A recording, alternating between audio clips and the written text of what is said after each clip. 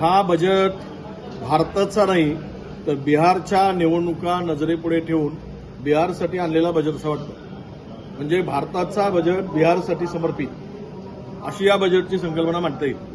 मुळात 2-3 गोष्टी महत्वाच्या आहेत की या देशामध्ये ज्याप्रमाणे शेतकऱ्यांच्या ज्या परिस्थिती आहेत त्यावर कुठेही ठोस तरतूद, बेरोजगारांच्या संदर्भात, रोजगार निर्मितीच्या संदर्भात कुठलीही ठोस तरतूद या बजेटमध्ये अजिबात दिसून येत नाही.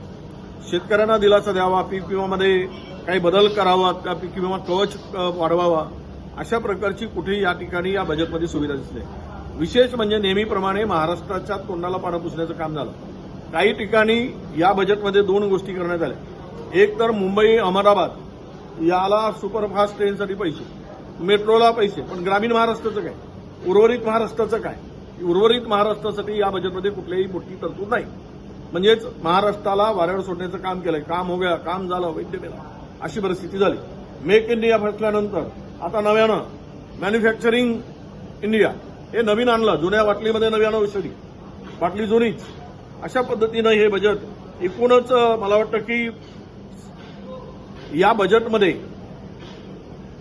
जे एक मध्यमवर्गीयांना लूट करून जो जीएसटीच्या माध्यमातून, टॅक्सवाढीच्या माध्यमातून, महागाईच्या माध्यमातून हे सगळं काही लूट चालली, त्याला केवळ तुम्ही इन्कम टॅक्समध्ये सूट दिली, एवढाच काय त्या बजेटचा आता अर्थ लागतो. पण त्या पलीकडे दुसरं कुठलीही मोठी गोष्ट या बजेटमध्ये आम्हाला दिसली नाही. कारण भारत हा कृषीप्रधान देश आहे, पण शेतमालाला हमीभाव देणे आणि तो किती द्यावा यामध्ये स्पष्टता असणे आवश्यक होती. त्या बजेटमध्ये दिसायला पाहिजे होती, ते काही कुठे दिसलं नाही. आणि त्यामध्ये ठोस असं पाऊलही उचलल्या गेलेलं नाही. शेतकऱ्यांना पीक विमा कवचाच्या संदर्भात मी बोललो. मुळात रोजगार निर्मिती हा सगळ्यात मोठा प्रश्न आहे. आपण म्हणतो की आपण महाराष्ट्रातील सीएम, उद्योगमंत्री डावोसला जातात आणि महाराष्ट्रातीलच कंपन्यांचा करार डावोसला केला जातो. हारेन एफडीआय या देशामध्ये वाढली पाहिजे.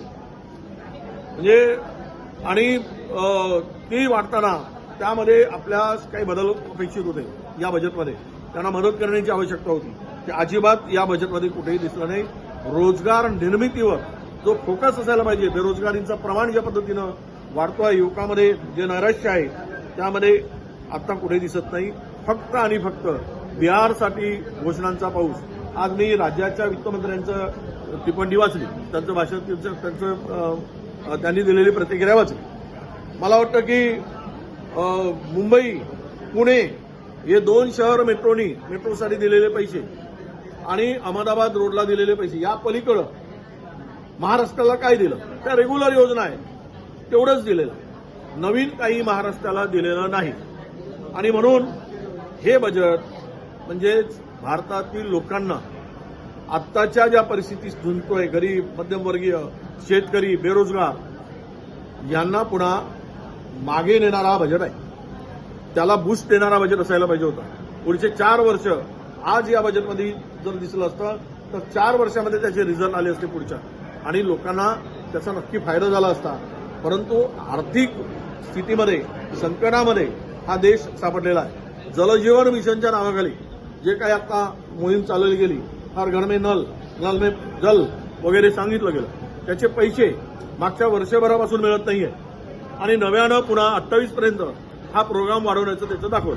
जुनेच पैसे मिळत नाही आणि नव्यानं पुन्हा त्याच्यामध्ये प्रोग्राम दाखवून त्याला मुदतवाढ देऊन साध्य काय होणार आहे? हे अशा प्रकारे एकूणच बनवाबनवी करणारा हा बजेट आहे आणि भारताच्या अधोगती, भारताला मागे नेणारा बजेट आहे असं मी त्याला मानतो.